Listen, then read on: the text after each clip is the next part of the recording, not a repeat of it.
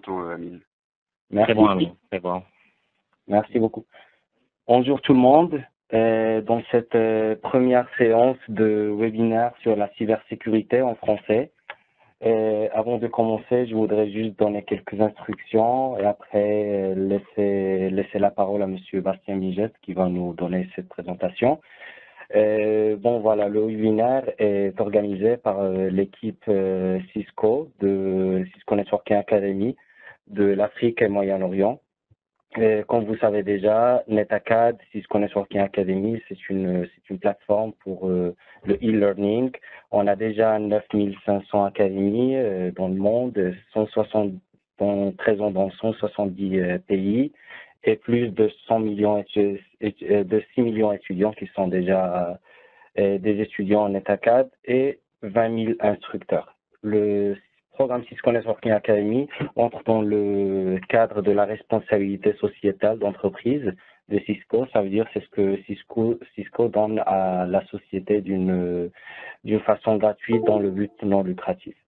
Aujourd'hui, on a prévu la présentation de webinaire sur la cybersécurité parce qu'on sait que les menaces de la cybersécurité sont présentes et dans ce monde où tout est connecté et tout sera connecté, les menaces seront beaucoup plus majeures. Alors, c'est pour ça qu'on a prévu ce webinaire et aussi le cours de l'introduction à la cybersécurité que vous y êtes déjà, on vous motive et encourage pour continuer ce cours parce que là-bas, on va aussi partager la présentation, l'enregistrement de cette séance là-bas et on vous encourage pour commencer ce cours et continuer jusqu'à ce que vous ayez la certification. Ici, on a l'équipe Cisco Networking Academy qui a organisé ce webinaire. On commence d'abord par Mathilda Kohan, c'est la directrice du projet Cisco Networking Academy pour l'Afrique du Sud et aussi les pays les Portuguese speaking pour l'Afrique. Elle est basée en Pologne. On a Amini Kibi, c'est moi, je suis le directeur du projet pour l'Afrique du Nord, quelques pays de l'Afrique du Sud et l'Ouest. Je suis aussi basé en Pologne. On a Monsieur Calvin Lang qui est présent avec nous dans ce webinaire. Il est le directeur du projet pour l'Afrique émergente et il est basé au Sénégal. Monsieur Fahim Anwar, directeur de projet qui est basé en Pakistan et il couvre le Pakistan. Et Monsieur Mohamed Jimini, le directeur de projet pour le Levant et l'Afghanistan, et il est basé en Jordanie. Et après, on a notre directeur du territoire, directeur régional qui couvre tout le Moyen-Orient et Afrique, et il est basé à Casablanca au Maroc.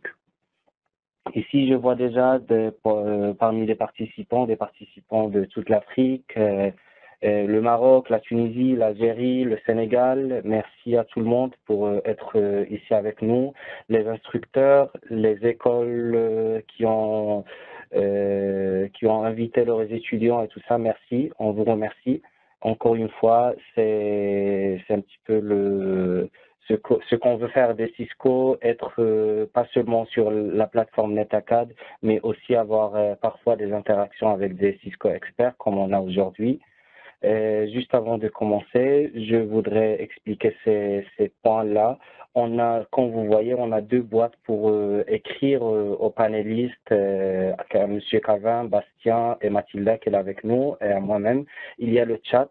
S'il vous plaît, utilisez le chat seulement pour dire bonjour, de quel pays vous êtes, de quelle académie, voilà, comme présentation. Et utiliser le Q&A pour questions et réponses pour les réponses. Après la présentation de Monsieur Bastien, on aura quelques minutes pour répondre aux questions. Alors s'il vous plaît, essayez de poser vos questions seulement ici, comme ça on aura la possibilité de les trier plus facilement.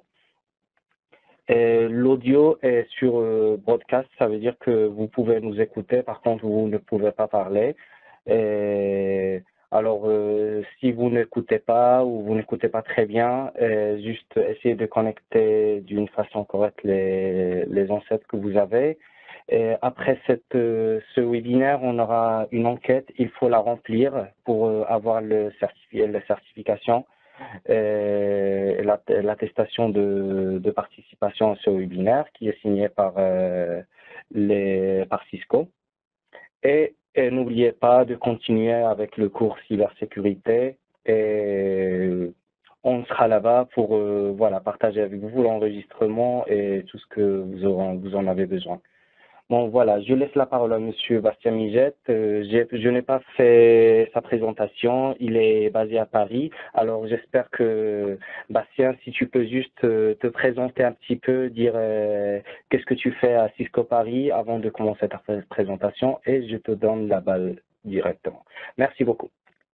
Merci Amine. Donc, je m'appelle Bastien Migette. Comme Amine l'a dit, je travaille au bureau de Cisco à Paris. Je suis à Cisco depuis plus de 6 ans. Ça fait 1 an que je suis à Paris. Je travaille sur les produits de sécurité, plus précisément ce qu'on appelle le AAA.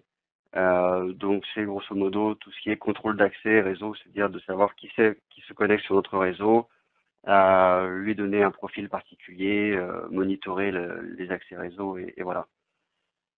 Donc, on va faire un slide qui est en anglais. La présentation sera par contre bien sûr en français. Si jamais il y avait des termes que vous ne compreniez pas, vous pouvez bien sûr poser vos questions.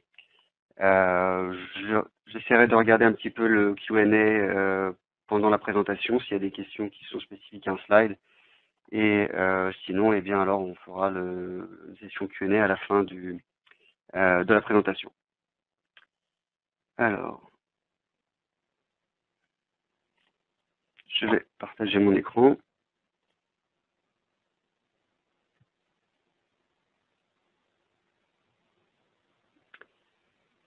Voilà. Est-ce que Amine, tu peux me dire si on voit bien le slide? Oui, je confirme. Très bien, merci. Super. Donc, on va aborder ici la cybersécurité. Donc, ça va pas être une présentation très très technique. Ce qu'on va plutôt voir, ce sont un petit peu les évolutions en termes de besoins de la cybersécurité, qui correspond bien sûr aussi à l'évolution des menaces actuelles. Quelques best practices. Et voilà. Donc, on va commencer par définir qu'est-ce que la sécurité informatique. Pourquoi est-ce que c'est une problématique majeure? Donc, une petite partie sur l'évolution des menaces et qu'est-ce qu'on peut faire pour s'en prémunir. Donc, le principe de la sécurité dans l'informatique, ça va se regrouper en 3 axes, grosso modo. C'est-à-dire que la première chose qu'on veut garantir, c'est que seulement les personnes qui sont autorisées puissent accéder aux données auxquelles ils sont autorisés. Donc, notamment quand vous avez des bases de données ou n'importe quelles données qui sont personnelles, vous ne voulez pas que n'importe qui puisse y avoir accès. Donc, selon la donnée, si on est sur une base de données, sur un site web ou sur un fichier Excel, évidemment, on ne va pas appliquer les mêmes principes de sécurité. Mais voilà, le principe, c'est donc de contrôler qui a accès et comment ils ont accès à ces données. Donc ça, c'est ce qu'on va appeler la confidentialité. La deuxième chose, c'est que les personnes qui aient accès à ces données, par exemple, puissent s'assurer que les données n'ont pas été modifiées, interceptées par un tiers. C'est notamment ce qu'on peut avoir avec des attaques qu'on appelle man in the middle, où on peut modifier les données à la volée, par exemple, pour je sais pas, intégrer par exemple un virus dans un fichier Excel ou dans une page web ou autre. Donc, le contrôle d'intégrité des données, c'est aussi quelque chose de très important. Donc là, encore une fois, on a plusieurs moyens de s'assurer de l'intégrité des données. Donc, tout dépend encore une fois du contexte. Si on veut s'assurer de l'intégrité d'une donnée d'un fichier, par exemple, c'est ce que vous pouvez voir sur certains sites. Quand vous allez télécharger un fichier, on va vous donner le HMD5 ou SHA-1 qui va, une fois que vous allez calculer, récupérer ce fichier, vous allez recalculer ce hash Et si vous avez la même valeur que ce qui a été fourni par le site de l'éditeur, ça indiquera donc que le fichier n'a pas été modifié pendant que vous le téléchargez. C'est d'ailleurs ce que vous voyez sur je ne sais pas si certains d'entre vous ont accès au téléchargement des fichiers sur Cisco, mais quand vous téléchargez un iOS ou un ISO sur le site Cisco, il y a ces valeurs donc du MD5 et du hash SHA-1. Enfin, ces données qui sont confidentielles et non modifiées, ben ça c'est bien, mais on veut aussi qu'elles soient disponibles. Donc là, c'est parfois c'est pas forcément ici de la sécurité pure, dans le sens où la disponibilité, parfois, ça va être mettre de la redondance, distribuer les sites avec de la réplication entre les sites. Donc là, on n'a pas peut-être des technologies qui sont propres à la sécurité, mais qui sont des procédures de sécurité, c'est-à-dire que si vous êtes par exemple un site d'e-commerce et que votre site tombe en panne, ça peut être parfois des millions d'euros par heure qui sont perdus en termes de chiffre d'affaires. Donc c'est encore une fois très important qu'un service et que donc les données soient disponibles à toute heure. En tout cas, les heures où elles sont censées être disponibles. Donc, ici, quelques petits exemples, par exemple, de problèmes de sécurité qu'on a eu, enfin pas nous personnellement, mais dans l'actualité récente. Donc Target, qui est un site d'e-commerce, a été piraté et c'est plus de 70 millions de contacts personnels qui ont été volés. Donc, en plus de ça, dans ces 70 millions, il y en avait 40 millions où il y avait les informations de carte de crédit. Donc là, c'est quand même un problème un peu plus potentiel parce que la limite, vos données personnelles, il y a des gens qui vont les revendre à des publicitaires un peu scrupuleux, mais à part recevoir un spam, voilà, ou des questions de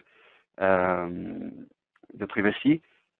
On ne va pas vous pirater avec ça. Par contre, quand on vous vole vos numéros de carte de crédit et qu'on commence à vous retirer de l'argent, c'est évidemment beaucoup plus embêtant.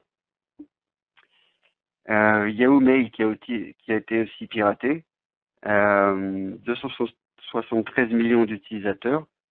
Donc là, quand votre compte email est piraté, d'une part, on peut avoir accès à tous vos emails, ce qui n'est pas forcément quelque chose que vous souhaitez, mais en plus de ça, on peut, par la même occasion, souvent réinitialiser le mot de passe d'accès à un site, par exemple Amazon ou n'importe quel autre site que vous avez enregistré avec votre email. Il suffit de faire j'ai perdu mon mot de passe, on vous renvoie un email. Et donc, quand vous piratez un compte email à quelqu'un, potentiellement, vous pouvez pirater tous les sites auxquels il s'est inscrit.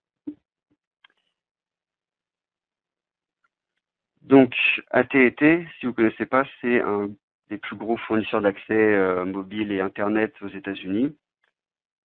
Donc, lui, il a été piraté depuis l'intérieur. Alors ça, c'est aussi quelque chose qui est intéressant de soulever.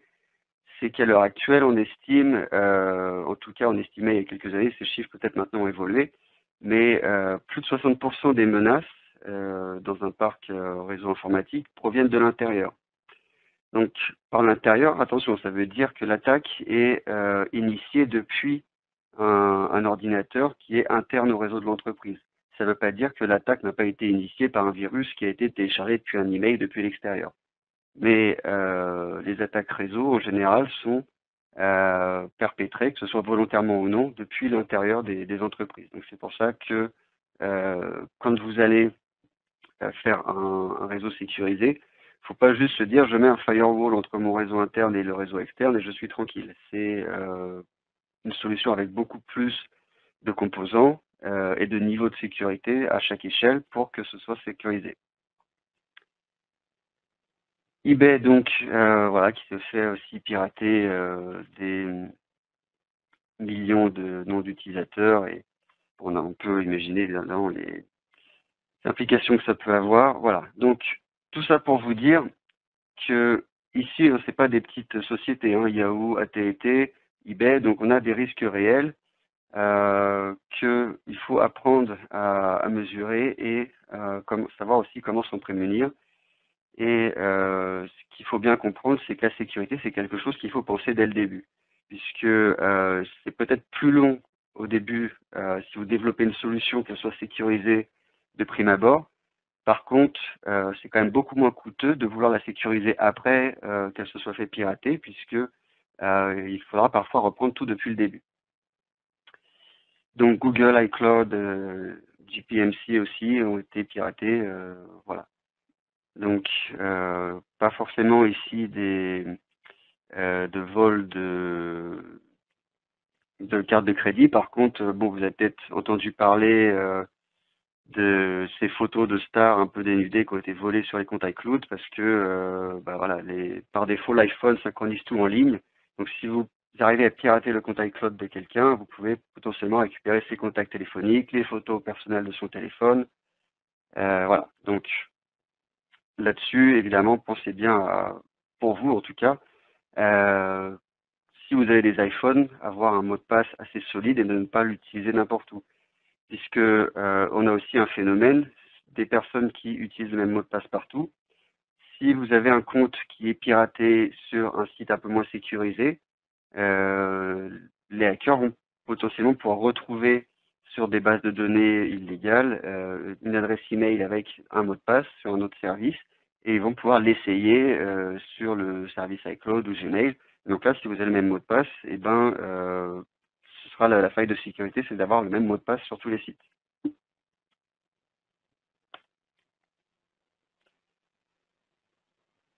Donc, dans le passé, on avait des hackers, voilà, bon, le lone hacker, le hacker un peu solitaire, un peu le geek dans son coin qui passe toute sa journée à coder, à craquer ou autre. Des petits criminels de bas niveau, donc qui vont essayer de récupérer 2-3 cartes de crédit, faire des retraits et le script qui lit. Alors ce qu'on appelle un script qui lit, c'est quelqu'un qui n'a pas trop de connaissances, mais qui va savoir chercher un peu sur Google où trouver des outils pour mener des attaques et les utiliser. Donc ces gens-là sont souvent pas très techniques, mais pourront potentiellement hacker des gens moins techniques qu'eux. Donc on est passé de ces scénarios-là à maintenant des hackers de plus en plus industrialisés, je pourrais dire. Donc on a des criminels organisés qui, ces gens-là, dès qu'ils voient, ils savent se moderniser aussi, hein, donc ils sont plus à braquer les chariots sur les routes de campagne. Ils sont aussi maintenant au XXIe siècle. Et notamment, on parle beaucoup des hackers russes, où là, c'est presque une industrie là-bas de voler des comptes, les revendre au plus offrant. Voilà, donc on a des équipes de gens ici qui sont beaucoup plus techniquement qualifiés et qui simplement mettent leurs compétences à profit de choses voilà, moins légales. On a les activistes, donc là c'est l'exemple le plus frappant par exemple, c'est avec l'équipe des Anonymous, où là ce qui fait leur force à ces gens-là, c'est plutôt leur nombre. C'est un petit peu le principe de faire des manifestations numériques. Donc si vous êtes plusieurs milliers à envoyer du trafic sur un site avec toute votre bande passante, et ben voilà, vous pouvez faire tomber le site. Parce que c'est pas forcément que c'est une attaque très compliquée individuellement, mais quand vous avez des centaines ou des milliers de personnes qui génèrent du trafic vers une destination au même moment, eh ben ça peut causer ce qu'on appelle un déni de service distribué ou un DDoS. Et voilà, c'est un moyen de parfois demander des rançons ou parfois simplement protester contre une société pour X raisons. On a aussi donc maintenant des entités gouvernementales. Bon voilà, on a plein d'exemples hein, avec toutes les révélations ces derniers jours de WikiLeaks et de Edward Snowden sur les pratiques de la NSA aux États-Unis. Mais bon, c'est pas les seuls. Hein. Je ne saurais pas dire en France, mais en Chine, en Russie, en Israël, il y a des équipes gouvernementales qui sont spécialisées sur la guerre numérique. Et donc, ça peut être la riposte aux attaques des pays extérieurs, de l'espionnage. Voilà, donc là, enfin, si vous regardez un petit peu n'importe quelle série américaine, vous allez souvent avoir voilà, les hackers et la NSA et compagnie. Donc, on a aussi maintenant un phénomène d'objets connectés, où on a de plus en plus d'équipements variés qui sont connectés. Donc avant, on avait des ordinateurs, donc voilà, si vous vous rappelez, Windows XP, Windows Millennium, cela vous les branchiez sur Internet, vous étiez sûr d'avoir un virus. Donc les éditeurs Microsoft, Apple et compagnie ont maintenant des systèmes d'exploitation un peu mieux sécurisés. Bon, ils sont pas parfaits. Le problème qui se pose, c'est que tous ces objets qui sont maintenant connectés, souvent, surtout si vous achetez des trucs pas chers, il n'y a aucun, les fabricants ne font aucun effort sur la sécurité. Et à l'heure actuelle, par exemple, le plus gros botnet, donc ce qu'on appelle un botnet, c'est un ensemble d'équipements, quels qu'ils soient, contrôlés à distance pour lancer des attaques à des nids de service. Et ben le plus gros botnet à l'heure actuelle, c'est un réseau de caméras IP qui a été piraté parce que des gens laissent les mots de passe par défaut, les branches sans trop se soucier de qui peut y avoir accès sur Internet. Et il y a même des sites qui recensaient les caméras IP accessibles publiquement, alors que c'était pas leur but. Hein. On peut voir des magasins, des maisons particuliers. Voilà. Donc là, on a encore une fois les nouveaux usages technologiques qui introduisent des failles parce qu'on n'a pas pensé à intégrer la sécurité directement dans ces produits-là qui sont parfois faits pour le particulier lambda. Et évidemment, plus ça va aller, plus on aura d'objets connectés. Et il faut donc bien penser, quand vous connectez quelque chose, comment on peut y avoir accès, qui y a accès et est-ce que c'est sécurisé. Donc, on a aussi un phénomène qui est compliqué avec ces organisations, c'est que parfois, on a des gens dans plusieurs pays. Hein. C'est-à-dire qu'avant, quand vous avez des groupes criminels, ils sont souvent assez proches géographiquement, dans la même ville, dans le même pays. Maintenant, avec Internet, on peut avoir des gens qui sont potentiellement partout dans le monde. Et on se heurte donc à des lois de plus en plus compliquées parce que les lois numériques ne sont pas forcément les mêmes dans chaque pays, les moyens d'investigation ne sont pas les mêmes dans chaque pays. Voilà. Donc, que font ces gens-là? Quelques exemples d'attaques en tout cas. Donc, compromission d'un site public. Alors là, ça peut se faire, ça tout dépend du site, hein, c'est pas n'importe qui peut pirater Google, mais certains petits sites faits par l'équipe informatique du coin, pas du tout sécurisés, peut être exploitable avec des outils qui sont faits pour ça. Par exemple, Metasploit, c'est un framework de détection de vulnérabilité. Alors, c'est pas forcément un outil de hacking, hein, c'est un outil qui est à la base fait pour détecter et exploiter des failles de sécurité. Mais ça peut être aussi bien utilisé pour vous, pour sécuriser votre propre infrastructure, que par quelqu'un de mal intentionné.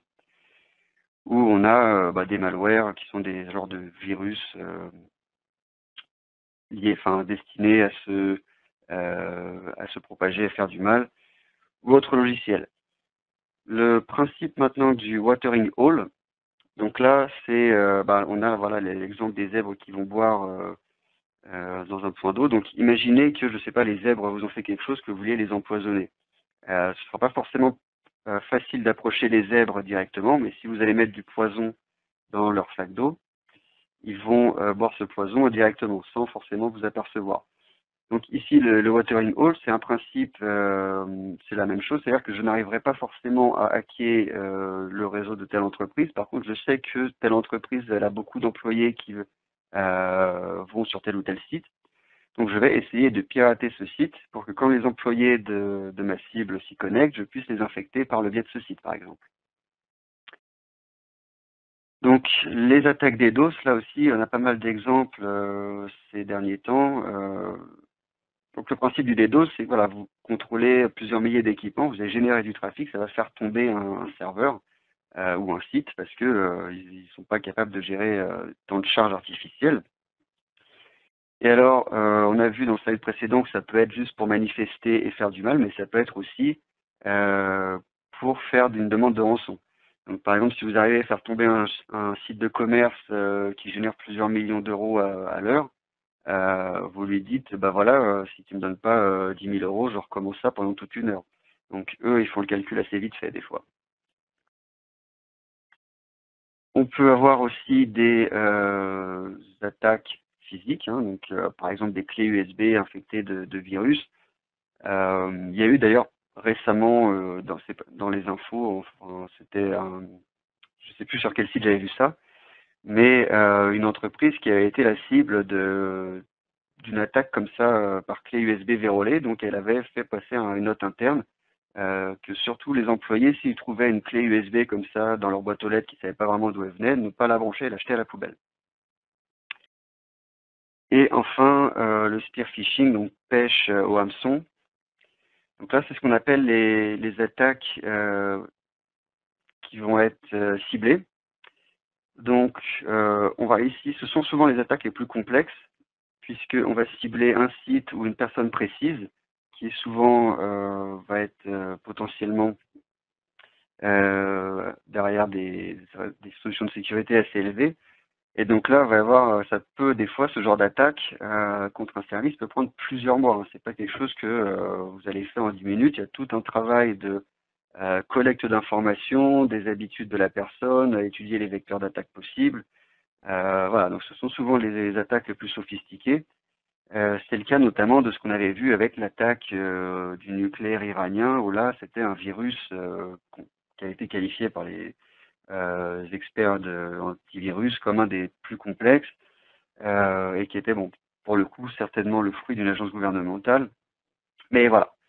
Donc, cette courbe ici va montrer un petit peu les différents types d'attaques en fonction de leur complexité, donc, qui part donc de l'utilisation de scanners de vulnérabilité type Metasploit, Nessus ou autres, vers les attaques beaucoup plus ciblées avec souvent des virus ou des attaques qui sont mis au point pour cette attaque précise. On a aussi le principe... Avant de continuer, c'est juste éclaircir que voilà, les questions, ils doivent être faites maintenant et après on aura 10 ou 15 minutes pour les répondre, d'accord? Parce que si on pose les questions après, peut-être on n'aura pas le temps de tout prendre. Alors juste posez vos questions maintenant. Je suis en train de les noter avec Monsieur Calvin et on va répondre avec Monsieur Bastien après la présentation. Merci, pardon, Bastien. Pas de souci. Oui, c'est vrai que je peux pas trop voir les questions en plus en même temps que je fais le slide parce que j'ai qu'un écran. Donc voilà, mais on fera effectivement, on va répondre aux questions après. Donc une petite note sur le social engineering. Donc parfois c'est la faille de sécurité entre la chaise et le clavier, comme on pourrait dire. Donc là, voilà, le titre, c'est plus facile de hacker le carbone que le silicone à l'intérieur. Donc ceux qui sont pas bons en biologie, l'être humain et les êtres sur Terre sont faits à base de carbone et les processeurs sont à base de silicium, pardon.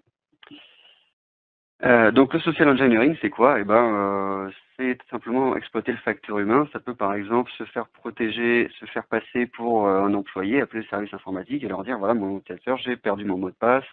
Est-ce que vous pouvez me le redonner? Ça peut être aussi, par exemple, quand on vous demande les questions secrètes sur les sites, ça peut être faire un travail d'enquête sur la vie d'une personne pour découvrir la réponse à ces questions.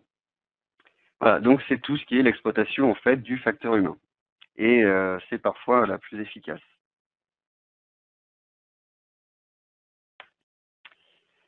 Donc le modèle de sécurité en artichaut, alors là on va passer un petit peu. Le principe c'est qu'avant on considérait qu'on avait un modèle type oignon avec des couches successives. Donc on partait de l'information et à chaque étape de son transit on rajoutait la sécurité qu'il fallait à cette étape-là. Maintenant, c'est beaucoup plus compliqué puisque ces informations vont transiter par le cloud, vont être décentralisées, vont passer par moult équipements réseau. Donc c'est pour ça que bon, on a dessiné un artichaut. Alors c'est simplement une représentation un petit peu graphique pour indiquer qu'on a des couches qui sont à la fois liées les unes entre elles, mais à la fois aussi distinctes.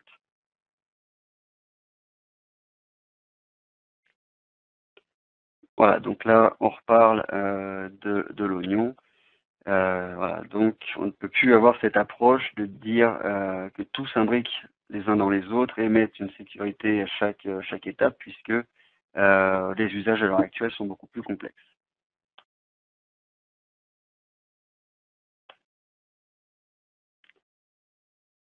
Donc là, ici, on a un exemple de ce qu'on appelle le privilege escalation. Donc, ou aussi, on pourrait parler d'effet boule de neige. Alors, qu'est-ce qui se passe ici? Admettons, on a une personne qui développe son petit logiciel et ou sa page web ou autre, et elle ne vérifie pas ce qu'on lui envoie, donc les données utilisateurs. Donc, ici, on a une attaque par buffer overflow, puisque on n'a pas de contrôle de ce qui est passé. Alors, ce qu'on appelle un buffer overflow, je ne sais pas si vous programmez, mais par exemple, quand on reçoit des données au travers du réseau, on va allouer un buffer pour recevoir ces données. Mais si on reçoit une donnée qui est plus grosse que le buffer et qu'on ne vérifie pas cette donnée, mais qu'on essaye quand même de la stocker sur le buffer, ce qui va se passer, c'est qu'on va injecter du code au-delà du buffer qui va donc réécrire le programme en mémoire et on va pouvoir donc injecter du code arbitraire à distance. Il suffit que maintenant cette application soit mal sécurisée, donc qu'elle tourne en route. Et qu'est-ce que ça va faire? Eh ben, on a un accès complet au système. Donc, ce qu'il faut retenir de ce slide-là, c'est quand vous programmez une application réseau ou une page web, toujours penser à contrôler ce qu'on vous envoie, parce qu'il ne faut pas assumer qu'un utilisateur va envoyer ce qu'il est censé envoyer, soit volontairement ou non. Donc, bien contrôler toutes les entrées de vos applications, et ensuite, sur les best practices, évidemment, contrôler les droits d'exécution de l'application, que ce soit sous Windows ou Linux. Ne jamais faire tourner une application avec les droits plus élevés que ceux dont elle a besoin. Donc, là, on parle, voilà, c'est ce que je vais vous expliquer tout à l'heure sur le développement d'un système sécurisé, c'est que c'est quelque chose qui doit se prendre en compte dès le début de la solution. Donc, par solution, ça peut être un site web, ça peut être le déploiement d'un service, ça peut être la création d'une application. Voilà, donc si on a une approche réactive à la sécurité, donc par réactive j'entends si vous réagissez après qu'on vous ait attaqué, que vous étiez piraté, souvent les dommages seront bien plus considérables que si vous avez mis en place et pris en compte la sécurité dès le début. Donc vous, de votre côté, ce que vous pouvez faire, donc déjà, si vous codez des applications, regardez un petit peu les best practices, renseignez-vous de ce qui peut causer potentiellement des failles de sécurité sur vos applications. Si vous utilisez des applications existantes, renseignez-vous sur les vulnérabilités potentielles de ces produits. Voilà, parce que, donc, comme le précise la première ligne, si on rajoute des add-ons par-dessus ou qu'on rajoute des couches sur quelque chose qui n'est pas sécurisé, peut-être qu'on arrivera à quelque chose de plus ou moins sécurisé, mais ce sera certainement beaucoup plus lourd. Donc voilà, bien penser à la sécurité dès le début du développement d'une application ou d'un service. Donc voilà, ici ça résume un petit peu ce qu'on a dit au slide précédent. Alors, il y a aussi des outils qui permettent de tester plus ou moins automatiquement votre infrastructure, vos applications. Donc, pour le réseau, on peut parler de Nmap ou de Nessus, qui sont des outils de ce qu'on appelle des scanners de vulnérabilité. Pour les applications, on a le principe de ce qu'on appelle le fuzzing. Donc, c'est envoyer des données aléatoires sur l'application et voir étudier son comportement. Après, bon, il y en a d'autres. Hein, je ne peux pas évidemment tous les citer ici. Vous pouvez aussi donc vous suivre le cursus NetAcad sur la cybersécurité. Donc voilà, on a eu, je crois que c'est voilà une vingtaine d'heures selon votre rythme. Donc qui évidemment ici on fait une petite introduction en 1 heure. Si c'est un sujet qui vous intéresse, et je vous encourage en tout cas à vous intéresser à la sécurité, donc voilà, n'hésitez pas à suivre ce cursus NetAcad. Et enfin, donc sur la sécurité, il faut bien sûr jamais se reposer sur ses lauriers, comme on dit. C'est-à-dire que c'est pas parce que vous avez mis à jour votre système et que vous avez résolu toutes les failles de sécurité connues qu'il ne va pas y en avoir une dizaine de nouvelles découvertes dans un mois.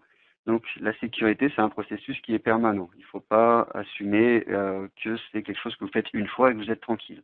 Donc bien se renseigner sur les nouvelles menaces, sur les nouvelles failles qui sont découvertes. Et voilà, donc on parle aussi parfois d'un modèle avec une roue de la sécurité où on a déploiement, monitoring, évaluation et on continue. Enfin, ceux qui vraiment veulent s'orienter dans la sécurité pure, donc là on va parler par exemple du pen testing, voilà, essayez de vous mettre dans la peau d'un attaqueur. Et ici par exemple, ce qui va être intéressant, c'est de, si vous allez vouloir sécuriser votre système d'information, posez-vous la question, par exemple, qu'est-ce qui pourrait arriver si tel ou tel composant crachait, était corrompu, si on nous volait telle ou telle information, et en fonction de ça, déployer les solutions de sécurité adéquates. Voilà, donc ce sera tout pour le slide. On va répondre donc un petit peu aux questions. Alors, je vais arrêter de partager et... Ok. Merci beaucoup Bastien pour cette merveilleuse présentation et avec les cas, les exemples que tu as pu donner, je crois que ça va un petit peu éclaircir plus tout ce qui est la cybersécurité, la sécurité en général pour tous ces étudiants et instructeurs qui sont avec nous aujourd'hui. Bon voilà, je vais commencer, on a quelques questions, on va essayer de répondre la majorité possible. Alors, comme première question, est-ce qu'on peut ajouter la disponibilité, l'authenticité? Je crois que c'était un petit peu en relation avec la deuxième, troisième slide que tu avais. Est-ce que c'est suffisant comme question ou dois-je préciser plus? Et est-ce qu'on peut ajouter la disponibilité et l'authenticité? Alors, si on fait référence... alors, je vais repartager peut-être mon écran. Share application. Hop.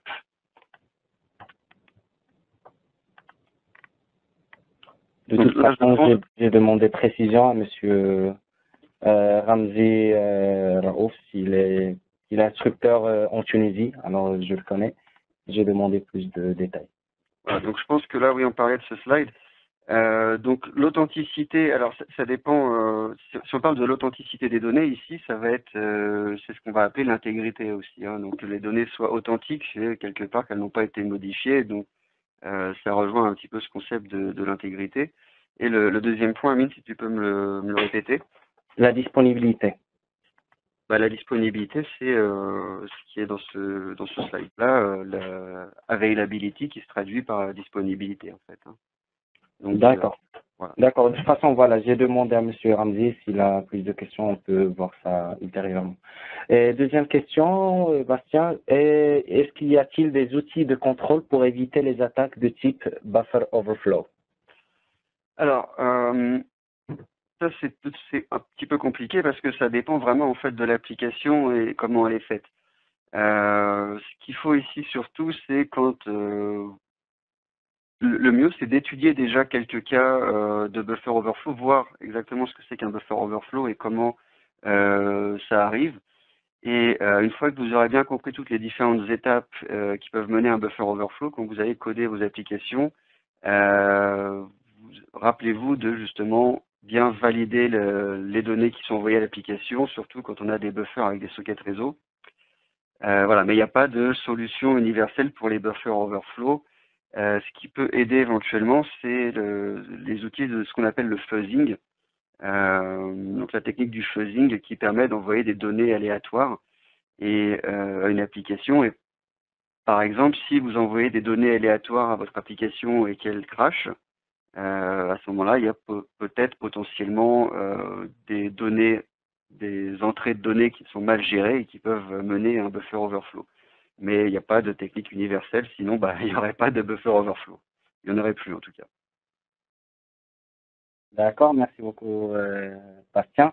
Alors, il y avait des questions sur les blocs 1 et il y en a deux, je vais les mentionner. Que pensez-vous des bases de données décentralisées qui reposent sur les blockchains, échanger ces données numériques sur des blockchains. Et la deuxième question, je crois que c'est la même chose. Que pensez-vous de base voilà, décentralisée et est-ce qu'il y a un moyen plus fiable pour nos échanges numériques de demain? Alors, les blockchains, les blockchains, je crois, c'est ça, ce que tu appelles les blockchains. Oui, c'est écrit comme blockchain. J'imagine que c'est... Je pense que ça manquait un C.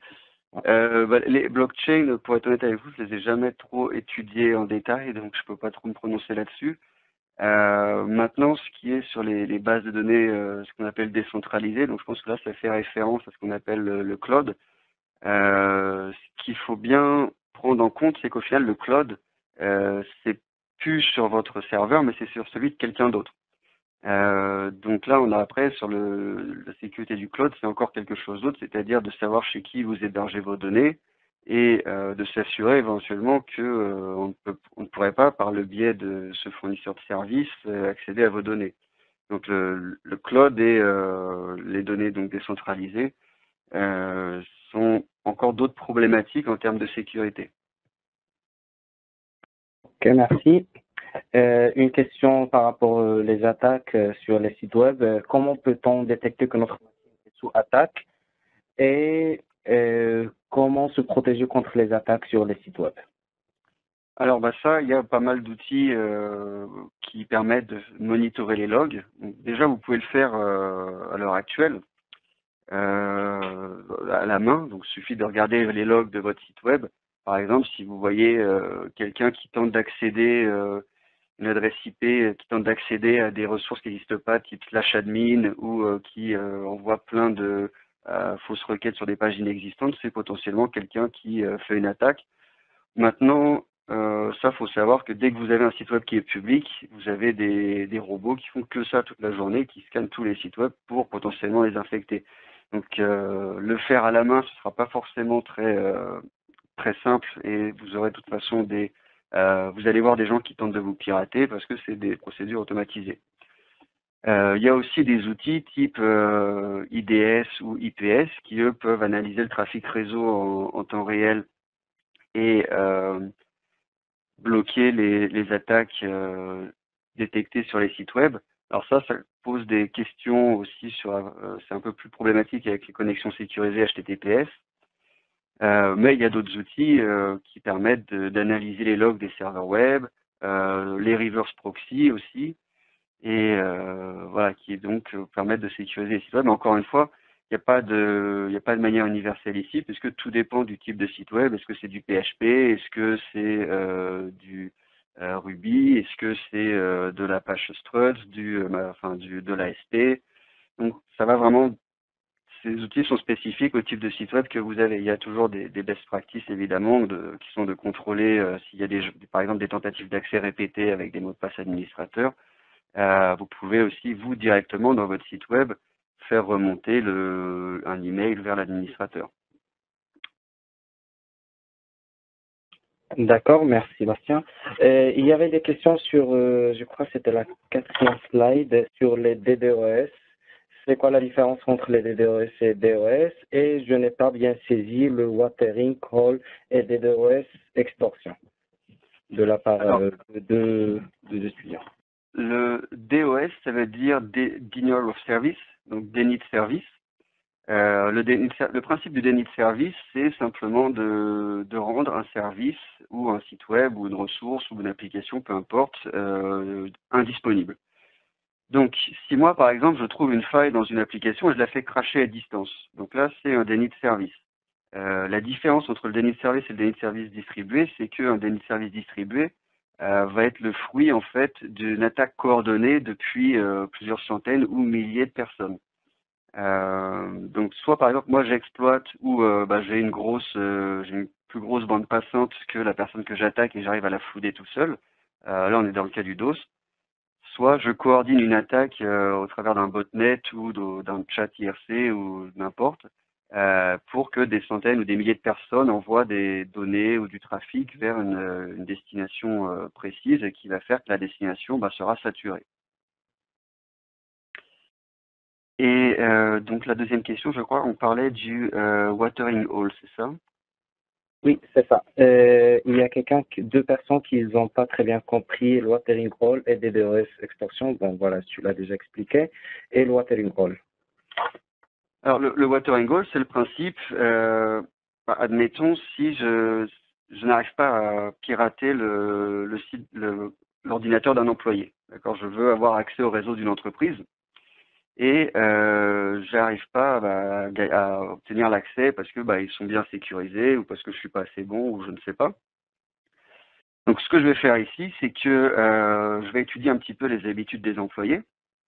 Et je sais que les employés, ils consultent beaucoup, je sais pas moi, Le Figaro ou le journal Le Monde ou je ne sais quel autre site web.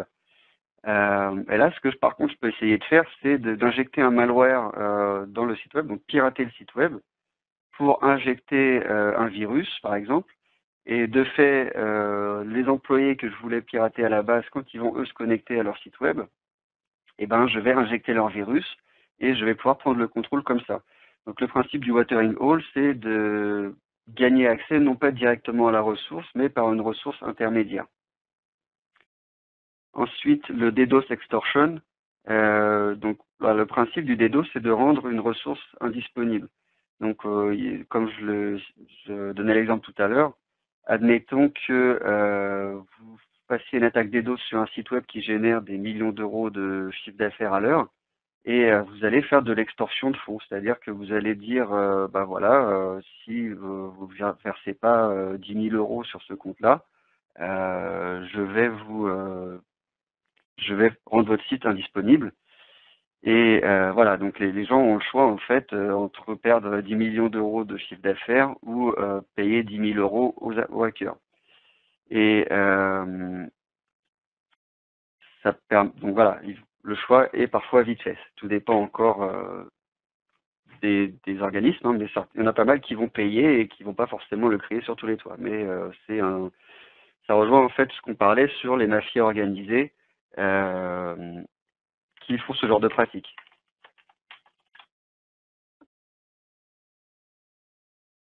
Ok, Bastien, merci. Une autre question.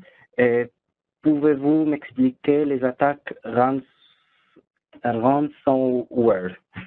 Je ne sais pas si j'ai bien prononcé. Alors, les ransomware, on a un exemple qui est assez récent dans l'actualité avec les NAS Synology. Donc, enfin, il n'y a pas que, hein, mais donc le principe du ransomware, c'est par exemple, vous allez choper un virus qui va encrypter tous vos disques, toutes vos données. Et vous allez avoir un message sur votre ordinateur si vous voulez revoir vos données. Ici, ça va être, on va vous dire si vous voulez obtenir la clé de déchiffrement de vos données, envoyez tant d'argent à ce compte-là. Donc c'est le principe de la rançon, on capture vos données, enfin ici on les capture pas vraiment, on les encrypte simplement et on vous dit voilà, si vous voulez revoir vos données en clair, faut payer. Et, en restant pour les concepts, est-ce que vous pouvez nous donner un exemple concret de spear phishing?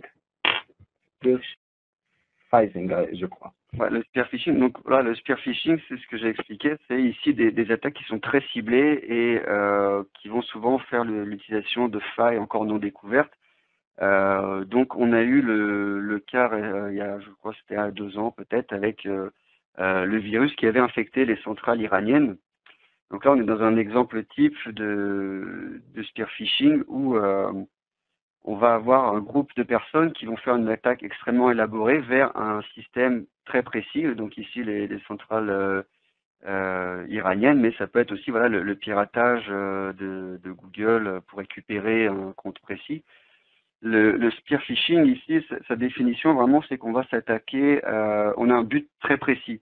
Quand on fait de l'extorsion de fonds, par exemple, on veut toucher n'importe qui, tant que ça marche et qu'on peut leur soutirer potentiellement des sous.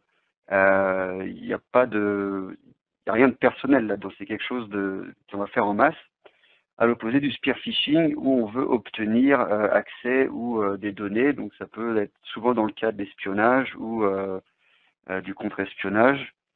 Voilà, donc c'est vraiment des attaques beaucoup plus complexes et très très dirigées sur un système ou une personne précise. Ok, merci, Bastien. En relation un petit peu avec les webinaires qu'on a eu avant, c'est un petit peu, c'était sur l'IoT, Internet of Things, Internet of Everything. Et il y a cette question qui était vraiment posée aux intervenants de ces webinaires. Et c'est la suivante, l'explosion de l'Internet of Everything. Comment peut-on sécuriser cette quantité de données et les gérer? Alors, bah, encore une fois, là, c'est quelque chose qui mériterait une réponse assez vaste. Enfin, il n'y a pas de solution unique, mais il y a plusieurs déjà axes, c'est-à-dire quand vous connectez vous-même quelque chose à Internet, renseignez-vous un petit peu de est-ce qu'il n'y a pas des failles de sécurité sur cette chose-là, est-ce que j'ai vraiment besoin que ce soit accessible à distance. Voilà, donc l'exemple typique de ce que je vous ai donné avec les caméras de sécurité qui ont fini en botnet, c'est des gens qui branchent ça, qui se soucient pas vraiment de qui y a accès ou comment, et on finit avec un millier de caméras accessibles publiquement sur Internet et avec des failles de sécurité. Ou il y a eu le même cas sur les routeurs, sur certains modèles de routeurs Netgear. Donc après, pour se prémunir de ces menaces-là, tout dépend en fait de votre échelle. Donc vous-même chez vous, faites attention à ce que vous branchez. Si vous êtes sur dans une entreprise, c'est de vérifier un petit peu quel est le trafic sortant de mon entreprise, est-ce que ce trafic est légitime. Donc on a pas mal d'outils de réseau qui permettent de monitorer un petit peu le trafic et de voir quelles sont les applications et la bande passante générée par ces applications en temps réel.